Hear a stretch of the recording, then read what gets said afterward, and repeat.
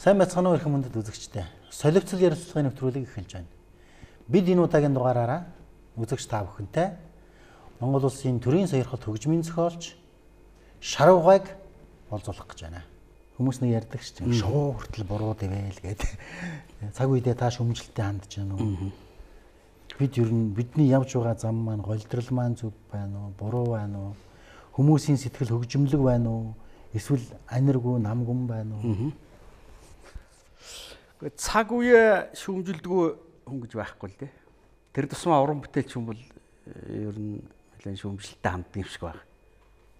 Яруу найрагчдаас эхлээл зураач. Тэгээд хөгжмийн зохиолчд бол цаг үетэйгээ эвлэрдэггүй, таардаггүй тийм улсууд да. Бидний дээд үеч тийм байсан. Ер нь дэлхийн сонгогдгуудын түүхэн ч бас тийм элбэг байдаг. Тэгвэл би өөрийгөө тэд нартай адилтгах гэдэг юм биш. Тэгтээ бол цаг үеэ нэлээд шүүмжилттэй харна шүү. Тэгээ одоо бол тэгээ саяхан сонгуулийн үе өнгөрлөө тийм ээ. Одоо тэгээд их хурл энтер маань ямар шүү байдалтай байна вэ? Тэгээ би боддгоо штэ. Энэ тоглоомын дүрм энтергээл эднэр эхлээд ярьдаг биш. Би тэгээд зохиогүй нэр юм уу да гэж боддог байхгүй юу? Тэгсэн чи одоо хараад байсан чи нэрэж үнэхээр тоглоочж байгаа юм шиг. Тийм л юм байна штэ. Гэтэ магадгүй амьдрал тоглоом байх тийм ээ тий. Амьдрал өөрөө хэрвээ тоглоом байвал их л хатуу тоглоом л та. Тий. Зөв юм зөв байх гэдэгт нэг хэм хэмжээ эсвэл дүрс эсвэл нэг тийм нот байна уу? Зөв буруу гэж байлгүй яах вэ? Аливаа юмд хийсвэр биш бодит тэгээд нүдэнд харагдах ба харагдахгүй зүйл зөв буруу юм байна гэж би бодож байна шүү дээ. Тэр тусмаа хүний үзэл бодолт бол хамгийн гол зүйл зөв үзэл юм байна. Одоо манай буддийн шашны хүмүүс бас ярьдаг шүү дээ. Зөв үз, буруу үзэл гэдэг бол ерөөсөө тэр амьдын хар нүглийн нэг. Цаг үеэсээ шалтгаалдаг ч юм уу, зүгээр ахуйн бэрхшээлээс болдог ч юм уу, зөв буруугийн тухай нэг ойлголт маань хүн хүнд бас янз бүр яваад байна л та. Гэхдээ тэгээд ер нь тэр зөв үзэл эхлээд байж ээж юмыг зөвөр ойлгох штэ. Юмны зөв талд нь зогсож чадна штэ. Зөв үзэлгүй бол тэгэл туйширна, буруу тийшээ явна тийм ээ. Хадуурна. Эн чинь бол ерөөсө зөв үзэл нь тогтож бүрдээгүй л байгаа гэсэн. Одоо манай хөдөө чинь нэг сайхан хөхөө хөвчүүл байдаг штэ. Үгүй юмыг ерөөсө яг л голоор нь хийчдэг. Эн чи юг харуулад байна гэхээр тэр амьдралын ухаан хамгийн гол зүйл. Тэд нар байна штэ. Юмыг заалгаагүй ч гэсэн ер нь нэг л иймэрхүү байх ёстой доо гэхдээ ерөөсөө голоор нь л явж байна. Зөв буруу юмыг харангуутаагаан зэрэг за хүмүүн энэ нь одоо арай зөв юм уу гэхдээ яг л оноод хэлчих. Ийм үзэл шүү дээ. Энэ бол зүгээр нэг сургууль төгссөн боловсролоос шалтгаална гэхээсээ ер нь тэр төрлөх хүний нэг ухаан мэдрэмж иймтэй холбоотой болов гэж би бол бодож байна шүү дээ. Та хоёр одоо нэг юм зөв байхын хэм хэмжээ тэр юуг л яриад байна шүү дээ тийм ээ.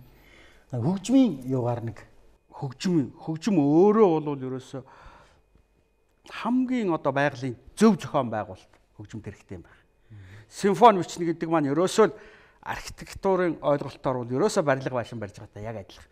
Тэр ханыг яаж босгох юм тийм ээ? Хан дээр нь ямар дээвэр тавих юм? Суурийг яаж тавих юм? Энэ бүгд чинь маш нарийн одоо мэдрэмжээр тэр хөгжмийнхөө юг зохион байгуулж зөв байрлуулж чадах юм бол энэ бол хамгийн дээд зэргийн зөв дууралттай хөгжим бол тийм ээ. Зүгээр би бол дууралт гэж яриад байна шүү дээ.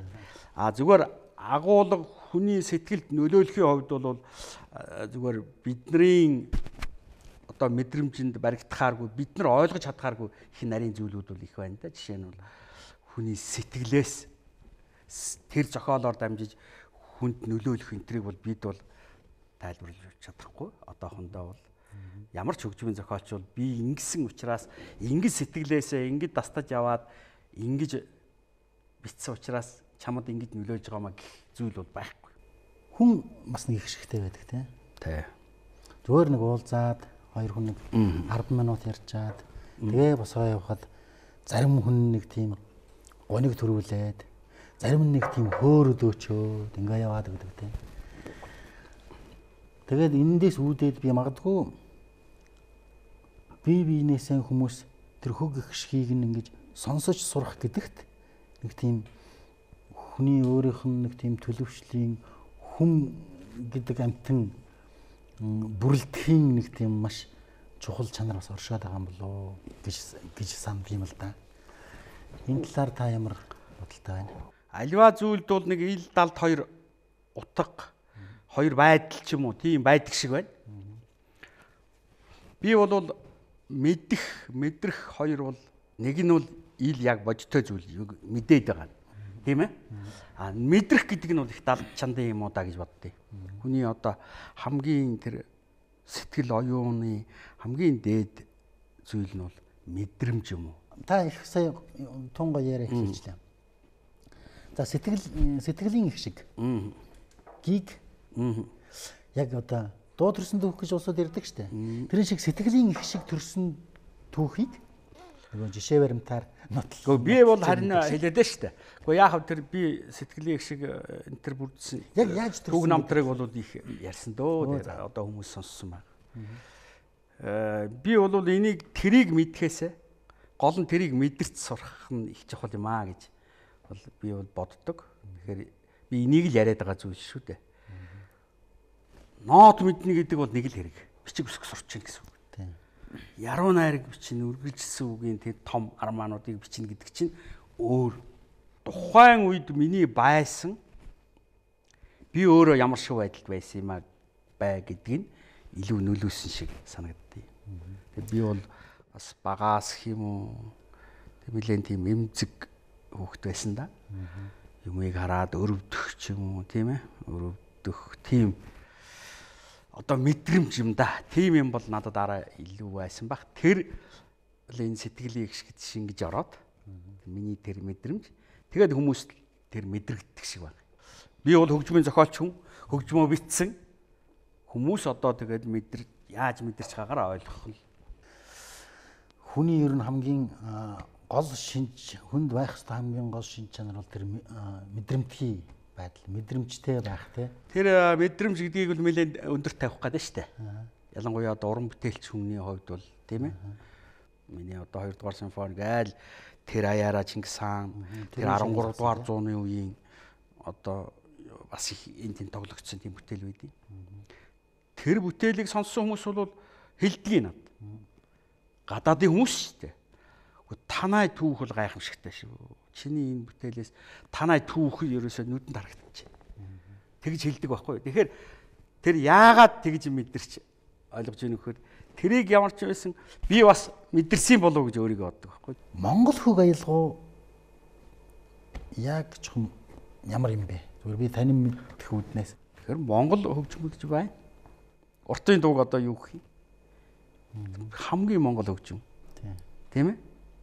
Морин хуурын сайхан татлагуудыг юу гэх юм? Хамгийн Монгол хөгжим. Тэр бол монголчуудын амьдралыг олон зуун жилээр шингээсэн. Тэгээд одоо хөөмийч байдаг юм тийм ээ? Язгуур урлагууд энэ эднэр бол гайхамшигтай юм да. Эднэр бол одоо миний бодол бол ерөөсөө энэ дэлхийн хамгийн л сонгодог ийм л хөгжим.